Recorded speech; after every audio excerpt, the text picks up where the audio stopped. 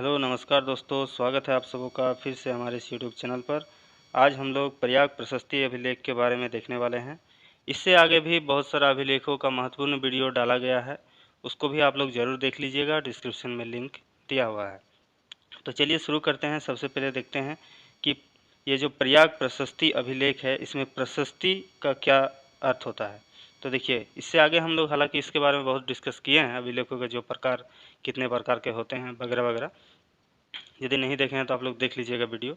ऐसे इसमें थोड़ा सा हम लोग बात कर लेते हैं कि राजा अपने उपलब्धियों को बताने के लिए इस प्रकार के अभिलेखों का उत्कीर्ण करवाता था। मतलब अपने उपलब्धियों को सिर्फ जिसमें बताया जाता था कि राजा कौन कौन सा क्षेत्र जीता, कौन कौन से अधिकार क्षेत्र में किस किस राज्य को लिया, या उनके द्वारा क्या क्या अच्छा काम किया गया, तो इस प्रकार का अभिलेख को प्रशस्ति अभिलेख कहा जाता है।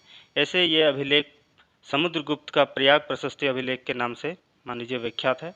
इसके अलावा इसे इलाहाबाद अभिलेख के नाम से भी जाना जाता है। ये जो आपको पिक्चर दिख रहा है, ये वो अभिलेख है। इसके ऊंचाई देखें तो 10.6 मीटर है। ठीक है, यहाँ से यहाँ इसका ऊंचाई। और इसको थोड़ा जूम करके देखें तो इस प्रकार दिखेगा, और जूम करें तो इस प्रकार का अक्षर उसमें उत्कीर्ण मिलेगा। ठीक है, इसका भाषा देखें तो ये जो भाषा है, इसका जो भाषा है ये संस्कृत भाषा में है। लिपि देखें तो ये ब्राह्मी लिपि में है। शैली चंपू शैली, चंपू शैली बोला जाता है, गद और पद को मिलाकर चंपू शैली बोला जाता है। इसका लेखक बहुत इंपॉर्टेंट है, इसका लेखक जो है हरिसेन है, और पंक्तियों का अंकन किया था तिलक भट्ट ने। ठीक है, तो ये बहुत इंपॉर्टेंट है, यहाँ से बहुत सारे प्रश्न पूछे जाते हैं। इसके अलावा देखते हैं कि प्रयाग प्रशस्ति अभिलेख में हमें 3 वंशों के बारे में जानकारी मिलता है। ठीक है, इसमें टोटल 3 वंशों के बारे में जानकारी मिलता है। पहला है मौर्य वंश, उसके बाद गुप्त वंश और फिर मुगल वंश। सबसे पहले इसमें मौर्य वंश के बारे में जानकारी मिलता है। उसमें और डिटेल जाएँ तो देखें कि अशोक ने बहुत सारे अभिलेख उत्कीर्ण करवाया था, लगभग 40 प्लस है। उसमें से 6 उसके महत्वपूर्ण स्तंभ लेख थे, उसी में से एक है ये अभिलेख, जिसको अशोक ने कौशाम्बी में स्थापित करवाया था। बोला जाता है इतिहासकारों के अनुसार कि 232 ईसा पूर्व का ये अभिलेख है। इसमें अशोक के द्वारा अपने महामात्रों को आदेश दिया गया था। ठीक है, इस अभिलेख में अशोक ने कौशाम्बी के जो अपना महामात्र था उसको आदेश दिया था, वो सब उत्कीर्ण है। इसके अलावा इसमें हम लोग को अशोक तथा उसकी जो पत्नी थी कारुवाकी, उसके बारे में जानकारी मिलता है। साथ ही साथ इन दोनों के पुत्र तीवर का भी इसमें उल्लेख मिलता है। तो इतना हम लोग को मौर्य वंश के बारे में जानकारी मिला। इसके बाद इसमें हम लोग को गुप्त वंश के बारे में जानकारी मिलता है। मौर्य वंश के पतन के बाद जब गुप्त वंश के अधिकार क्षेत्र में कौशाम्बी आया, तो हरिसेन ने इस अभिलेख में समुद्रगुप्त के विजयों का उल्लेख किया है। इसमें कुल 33 पंक्तियाँ है समुद्रगुप्त के बारे में लिखा हुआ, जिसमें 14 से 24 तक उनकी विजयों के बारे में लिखा गया है। और वो समय था हरिसेन के द्वारा जो ये लिखा गया था वो 370 ईस्वी का समय था। ज़्यादातर इसमें समुद्रगुप्त के बारे में ही लिखा गया है, इसीलिए इस अभिलेख को समुद्रगुप्त का प्रयाग प्रशस्ति अभिलेख भी कहा जाता है। समुद्रगुप्त के बारे में जानकारी प्राप्त करने के लिए बहुत ही महत्वपूर्ण अभिलेख है।